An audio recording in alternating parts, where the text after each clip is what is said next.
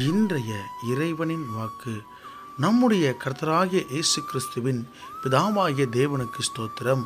அவர் கிறிஸ்துவுக்குள் உன்னதங்களில் ஆவிக்குரிய சகல ஆசீர்வாதத்தினாலும் நம்மை ஆசீர்வதிக்கிறார்.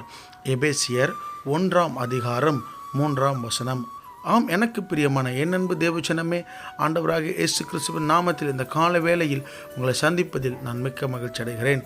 இந்த நாளிலும் இந்த வேத வசனம் சொல்லப்படுகிறது, கர்த்தர் நம்மை சகலவித ஆசீர்வாதத்தினாலும் ஆசீர்வதிக்கிறார் என்று. பாருங்கள், நம்முடைய தேவன் நம்மளை ஆசீர்வதிக்கிறார்.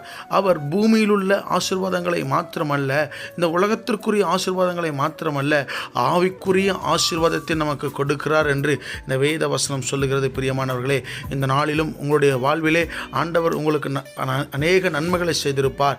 இந்த நாளிலும் இன்னும் அநேக நன்மைகளை செய்ய காத்து கொண்டிருக்கிறார். இந்த நாள் உங்களுக்கு ஆசீர்வாதமாய் அமைவதாக.